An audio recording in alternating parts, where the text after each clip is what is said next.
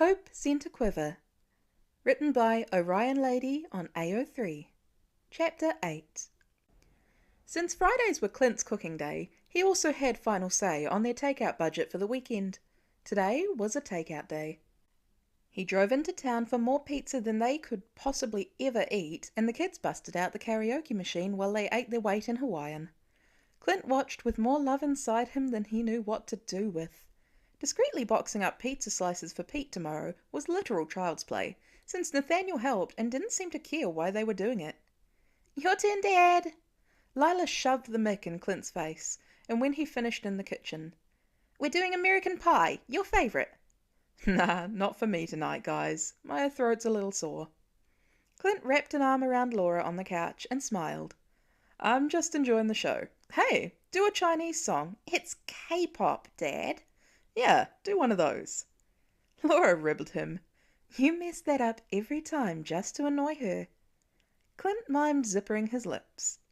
The smile didn't leave his face all night, a brand of bravery he hadn't called upon in almost a month. Easy as pie to fake his enthusiasm, though his fondness for the scene was very real. Although, not as easy to fake as it used to be. "Night, Dad!" Clint hugged Delilah before she bounded up the stairs, the last of his kids to bed tonight. "Night, Bug. Sleep in tomorrow if you want." "It's like you don't know me at all." Clint winked at her and she pretended to huff, their usual game. He waited for her steps to disappear into her room, her door to close, Cooper's PC to shut off and his noisy yawn to finish, before his legs couldn't hold him up a second longer. Only when Clint himself reached the stairs did the bricks layered over his spirit start to buckle it. He collapsed on the bottom step, face in his hands. Even his hair follicles seemed to ache, pained by something acidic and writhing in his chest. Going upstairs to his wife and sleeping children felt insurmountable. So was going back out to Pete. The tether, while quiet, coiled inside his stomach. None of it makes sense. Not a single bit of it. He wasn't just talking about Pete's life situation or how he ended up here. His eyes, that face, the unruly curls that needed a trim, and how guilt-ridden he looked any time he accepted food from Clint. The abject terror at trusting an adult for help. "Babe?" A warm body wrapped around Clint from the next stair up. Laura's legs bookended his hips. Clint couldn't say it, despite its plague-like incursion into his thoughts all afternoon. Laura breathed by his ear. "Pete's what?" He's an orphan, Lo." The diaphragm halted against his back. "He has no one, not even friends." Which shouldn't have been a surprise, given that living in the woods was the best option available to Pete. But it was. Clint had assumed up to that point that it was simply too dangerous for Pete to involve friends in his running away, not that they were dead or beyond reach. Laura propped her chin on Clint's shoulder and rubbed his chest. Clint grasped her elbows on either side. They breathed together as a pipe organ bereft of its voice, no notes for expression, and it stopped Clint's minute shaking in its stops and starts. The parental instincts in them both wailed.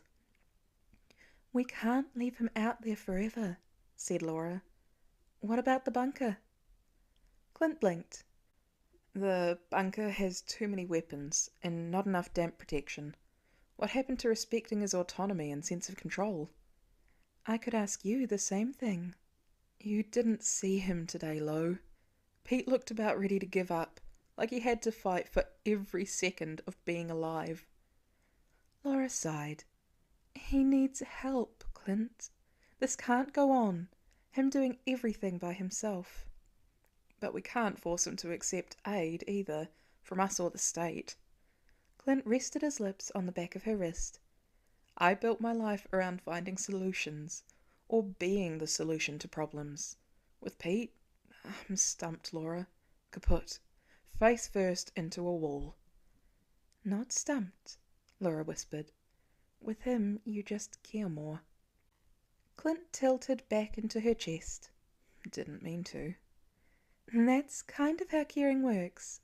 You wouldn't take back meeting Pete for the world, and you know it. No, I wouldn't. He makes me feel jump-started sometimes. Jump-started? Thrumming with urgency, you know. I want to replace every act of violence done against this kid with something positive, 2 times holding his hand for every slap. That's not weird at all, baby. Pete doesn't deserve what's been done to him. And you're wrong. Clint allowed himself a lukewarm smile. I usually am. What is it about this time? That precious boy does have people who care. We're a super family, and we're going to show him that he's not alone if it's the last thing we do. Clint chewed on that, then glanced up at his wife with high brows. Did you just unironically call us a super family? Lila can never claim I'm the cheesy parent again. Laura kissed the tip of his nose. I love you, Moon Pie. Clint went boneless at the old nickname from their engagement days. Love you too, Wagon Wheel. We're good parents, huh? Trying our best and all that. Clint caught sight of mulch underneath his fingernails from his time spent in the ground that morning. His other hand didn't bear any, for it had clasped Pete's, those trusting fingers that held Clint's thumb even in sleep. You know, I think maybe we are. A walk? Not too far, I promise. Clint helped Pete untangle from the comforter. I want your advice on something. The boy perked up, eyes awake in a way Clint hadn't seen since the day they sat with him eating cupcakes, finally on their way down from that high tower, thanks to yesterday's conversation. Pete had changed into a fresh pair of jeans and one of those endearing, freshly washed, science t-shirts underneath Clint's old hoodie. Clint noted all this in a snapshot of eye contact and surmised the kids safely bundled up for the trip, though he still hadn't eaten much breakfast by Clint's standards. If you get faint or lightheaded at all, just tug on my sleeve. Bathroom. I get that you take a walk or two every day, but this is a bit longer of a jaunt than heading to your toilet spot. Pete followed along beside Clint, who slowed his pace to accommodate the boy's shorter and weaker legs. He tapped Clint's chest not a minute into the walk. Pete? Clint stopped. You okay? Do we need to sit down for a bit? Pete shook his head. Saturday? Clint noted the question in his facial expression and sign direction. Oh, that's not a problem. I've been visiting you on weekends, either during lunch, the kids' designated video game marathon time, or when they have extracurriculars. They all went to Lila's softball game today. If anything, Pete's frown deepened. Not you? Clint resumed their trek, debating how to answer. I'm a magnet for trouble, being a somewhat recognizable face. If the public, even in this small town, gets the memo about who I am, it could put my family in danger. That produced a menagerie of reactions from Pete's face, too fast to catch. His eyes were bright. He fisted his hands against a tremble. Besides, said Clint, the endless requests for selfies sort of steal Lila's thunder. My kids are used to me not going to big tournaments. Only the school administration and teachers know who I am and are cool about it. So if there's ever a school game, I tend to go to those. Not because of me? Clint wrapped an arm around the boy's shoulders to steer him around a fallen branch half hidden in the grass. Pete hunched for a beat at the touch, then relaxed into it. Not at all. I would have stayed home anyway. Laura always records the game and we watch it together over supper, so it's like being there. Safer for everyone that way. Oh, Pete said. His voice made weed whackers sound like opera singers. Get that? Clint couldn't help his faint amusement, though the kid had lived through a lot. Yeah, trouble finds you too. I'd love to hear that story someday, if you ever want to share. Pete remained glaringly silent. Message received. He must not have been much of a hiker during his stay here, for sweat poured down his neck and he gazed at everything in nosy wonder. Clint led him along the creek and to the right, closer to the house. Almost there. I'd love to have a second opinion on something I want to build for the kids. I know I have 2 teenagers and one going off to college in a year or so, but no matter what age they are, they'll have their own space here." "Space?" Pete signed. Clint ducked his head to match Pete's level. He pointed to a portly maple with a trunk that forked off to the side. "That one. That's the tree I think would be best." The drawn-out suspense worked, and Pete looked up at him with wide eyes, enthralled. That one didn't take an expert to read. "Best for what?" Clint grinned. "A treehouse." The kid's jaw dropped like Clint has just cured cancer. He vibrated with more excitement than even Clint anticipated, and perhaps more than such a homely concept warranted. "A treehouse? No way!" The longest consecutive sentence Clint had heard him say yet. 5 whole words! Not only 5 whole words, but 5 words spoken in a tone that made Pete sound years younger. A cheerful flash of who he was inside. Clint ticked it off a growing collection of Pete's firsts. It was just a mangled sentence with voice cracks, but Clint grinned anyway. Everyone needs a place to withdraw to. A retreat from the hustle of life, you know. Clint gently clapped Pete's opposite shoulder. "So, what do you think? Is this tree sturdy enough?" Pete eyed it with more present eyes than he'd sported in days. He closed one and canted his head. The other eye got the same treatment a moment later. Clint watched the assessment with indulgent affection. It had the same flavour as Nathaniel when he copied Clint in checking the tyre pressure on their car and pretended to know what the numbers meant. "Have to be careful of the Eris effect." Clint's turn for a jaw drop. He gawked at Pete, pride in a cocktail swirl with shock. "You know what an Eris angle is?" Pete looked at him funny. "Yes." "Dang, kid." Clint regarded him in a new light. Pete just blinked, no smug superiority about the building advisement or Clint's awe. He's humble, too. This trait wasn't a newsflash, but Clint noted it as confirmed anyway. "I guessed you were smart, but that's an advanced building term. Shoot. You know, an engineer or something?" A nodding fist, but Pete's excitement dimmed. A haze of memory washed through the expressive eyes. Pete said it too, in a longing whisper. "Yeah." Clint remembered the screwdriver. "You like building things?" A distant nod. "Okay." Clint tucked that wily curl behind Pete's ear. It headed off the episode, and Pete's gaze returned to the present, studying the maple tree. "Then you're definitely hired as my new building consultant. I'd ask the kids for help, but it's a surprise for them. An end-of-school gift." Pete looked as indulgent as Clint had moments earlier. "Hired?" Interesting that he knew this sign. Most young people didn't. "Your payment will be in more cheese scones and clothes, if that's cool with you. Unless you're going to a possum vendor I don't know about, there's no way to spend money around here." "Deal." Clint shook Pete's hand. "Now, what would you recommend for the latter?" "Where are you going, Daddy?"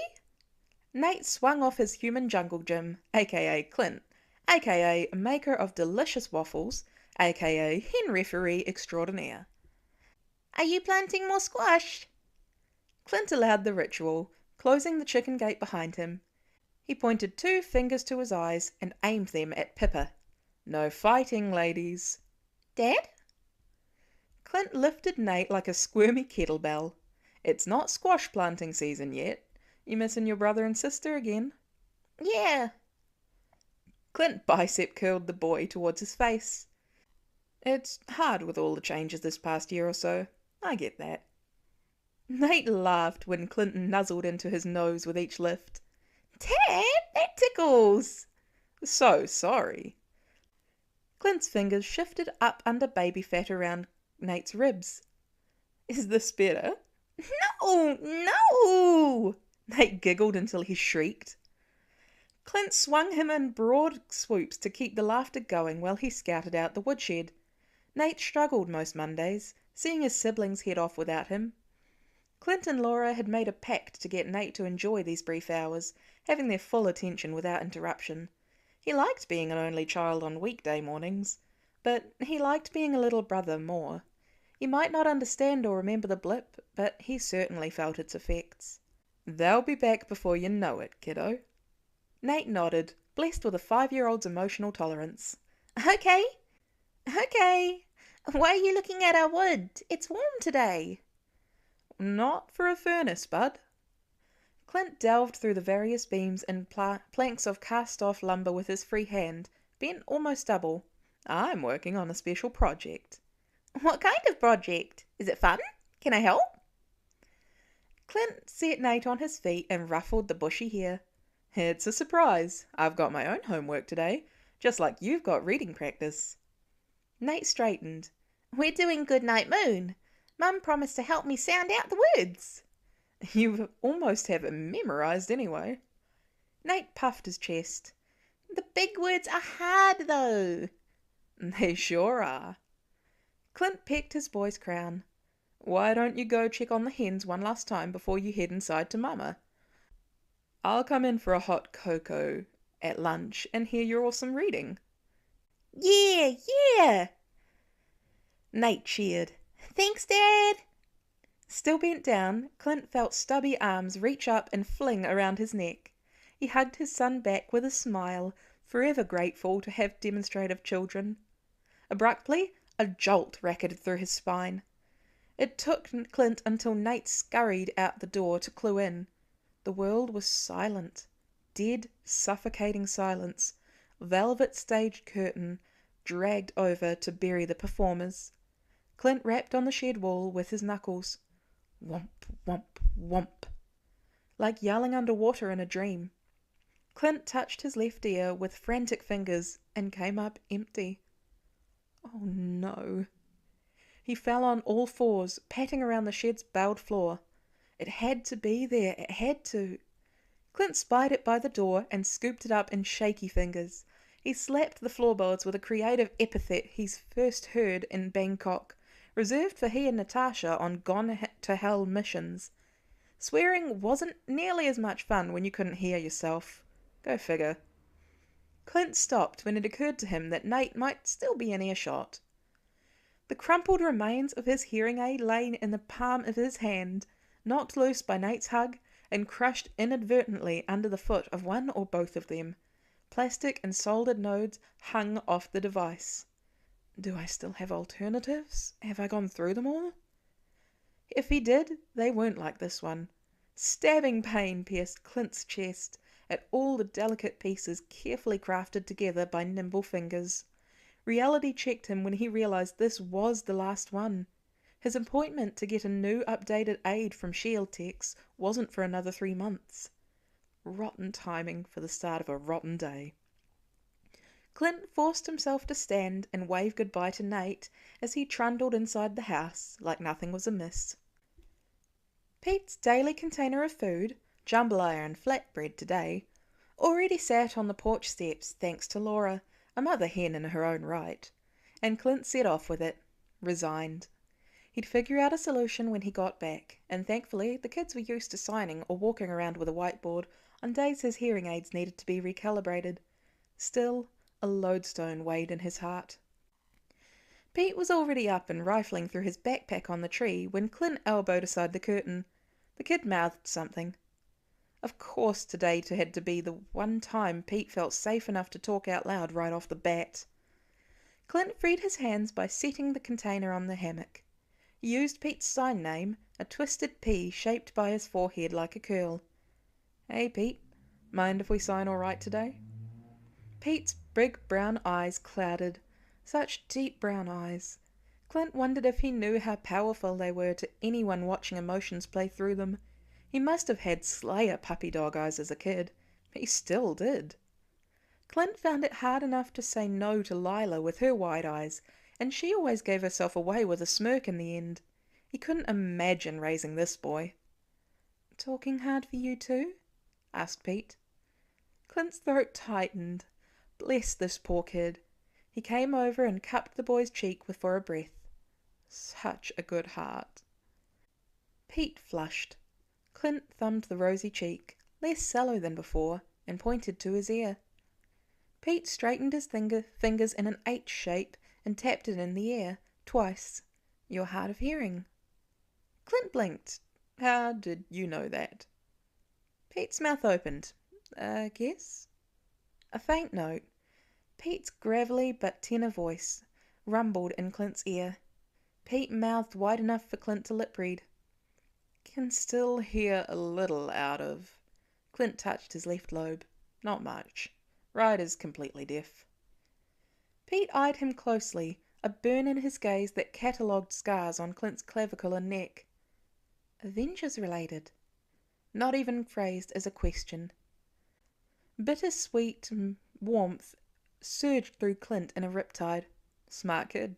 Too smart. Pete didn't look pleased at the praise. He reached out to Clint's wrist, fingers just closing all the way around Clint's forearm muscles if he stretched. Akin to how Lila held his wrist as a little girl, instead of his hands like other kids. Pete held a shallow breath. "You were hurt on missions."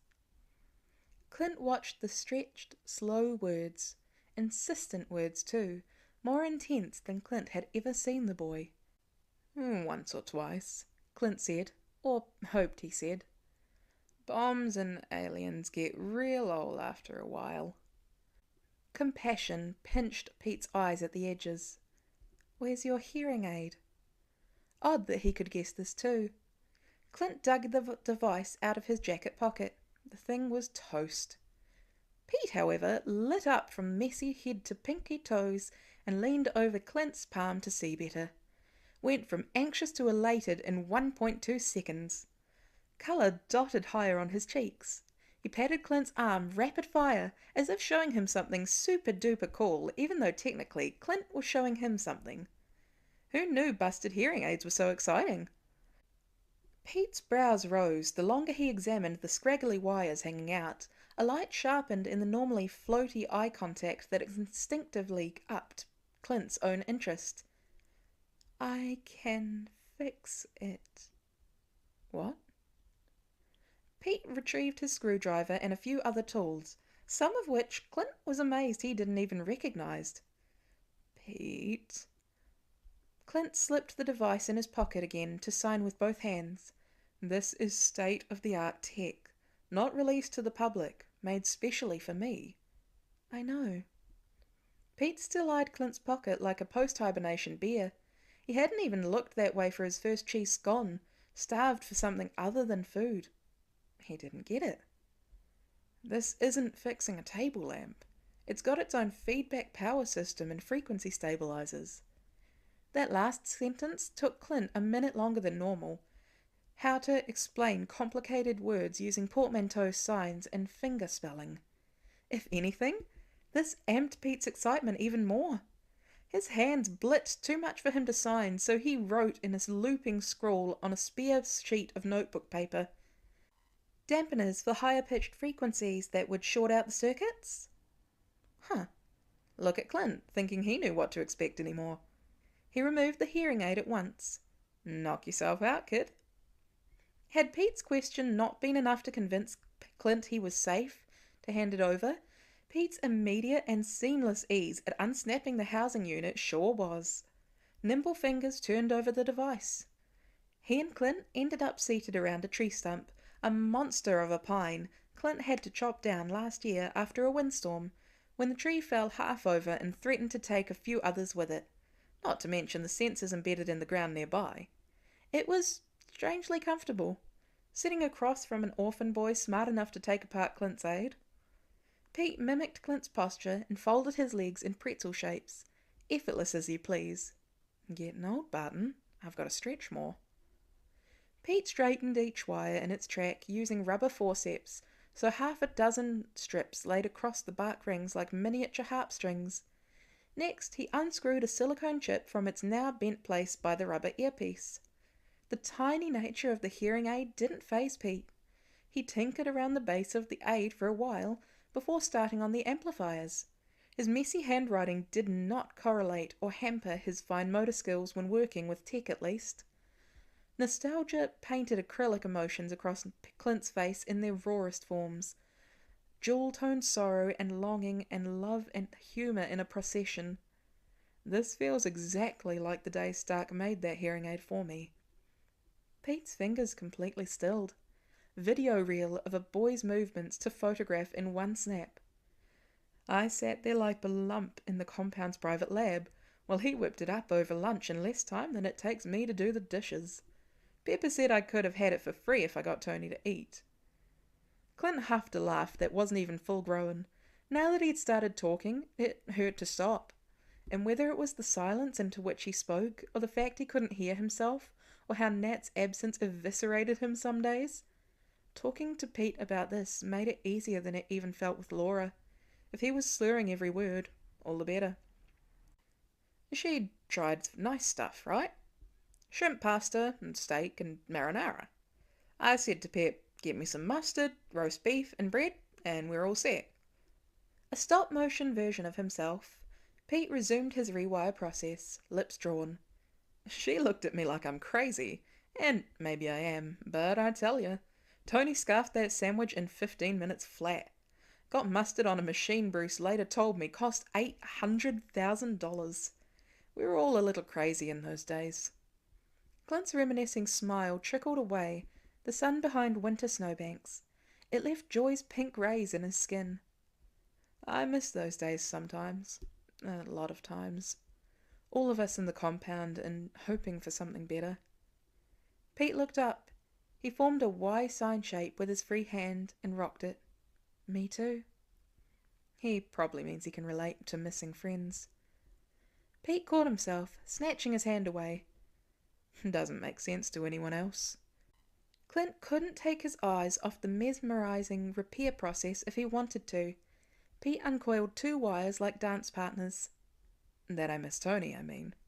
His belief in the Accords got me arrested, put me in Scotland prison for a while away from our families, kept me from fighting the bastard that destroyed my wife and kids. Clint had to breathe deeply for a moment. But Tony lost people too. Kept murmuring at this framed picture when he thought we weren't looking.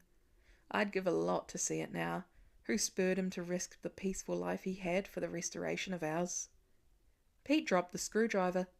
The side of his neck reddened, fingers jittery until he got them under control. Clint shook his head. Here he was, airing his griefs to a homeless teenager who'd had atrocities done to him.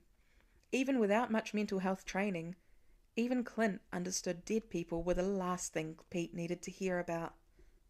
Like Pete could read that, he slid his arm across the stump and squeezed Clint's wrist again. Friend.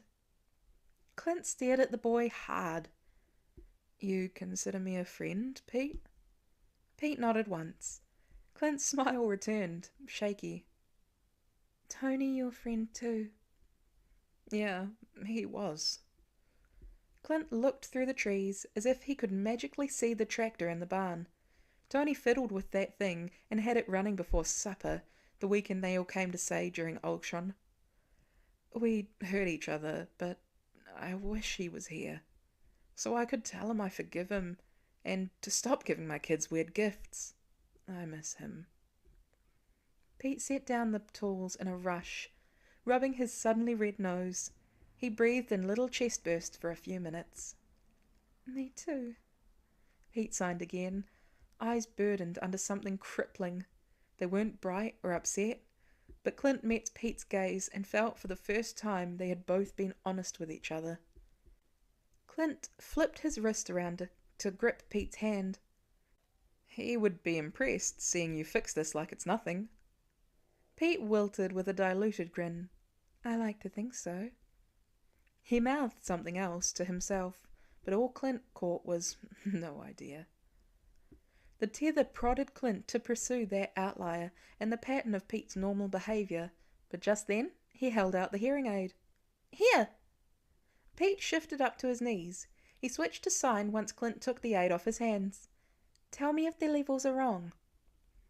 Clint jimmied it back into his ear canal, and the clearing burst into life. He didn't jolt, used to this abrupt shift by now, but amazement filled him at how noisy the forest could truly be. Bird song, squirrels rustling in the grass, the creek chatter, wind, branches creaking against each other. Water drips off a shrub. Is it working? Now Clint jolted. He whirled to see Pete break into a broad, pure smile and clap his hands. The biggest smile yet. He does have dimples like Nate. Clint almost wept right then and there. Loud and clear, Bubba. Pete vibrated with the thrill of it all and leaned closer to Clint. His voice had never sounded so clear. Well, clearer for Pete, which meant he could go more than 2 words without his voice doing a bulldozer impression or cracking. 2 of the receptors shouldn't have been touching anyway. I slipped them behind the processing tape, and the output flow should be more balanced now for any time you're in a crowded place with lots of ambient noise. Mr. Barton? Are you okay? Talking. He's talking in full sentences, all because he enjoyed fixing Tony's one-of-a-kind hearing aid that much. He said my last name. Clint stood up and waited for Pete to do the same before approaching. Are you cool if I give you a hug? His thick tone must have caught Pete off guard enough that he just nodded. Clint tugged Pete with the light and loose arms in case he wanted to bail out, but he pressed his cheek to the top of Pete's head and hadn't felt this light since Nat died. Thank you so much, Pete. Pete didn't hug back, but he snuggled his face into Clint's sternum with a sigh that rocked his body. It was fun. You did a stellar job, and it works perfectly. Better even. I hear water sounds stronger now. Like fixing and making things. Yeah? Clint didn't push his luck and stepped back from the hug sooner than he wanted. I think I know your secret, Pete. Pete went rigid, face pale. You do? You're a huge nerd. I see through that tough guy facade. You were the nerd to end all nerds in school. Pete deflated, running a hand through his hair. Oh yeah, you got me. I bet your favourite movie is Star Wars and everything. Pete's freckled nose scrunched up. Ha! I've still got it, Clint crowed. Remind me to set you up with the new movies. Maybe recap the stuff you've missed living on your own. Pete lit up again. He fell back on signing, but Clint didn't mind. Not when Pete's smile returned full force. Please. Oh, and one more thing. At Pete's quizzical frown, Clint leaned down to keep his eyes. None of this Mr. Barton business. Call me Clint. Pete shook his head with a tolerant look that only fueled Clint's resolve. I didn't traverse the Afghanistan desert riddled with landmines while clutching Nat's contact, or face the Red Skull and come to this close to punching him in the face to let a kid's polite stubbornness do me in. Game on.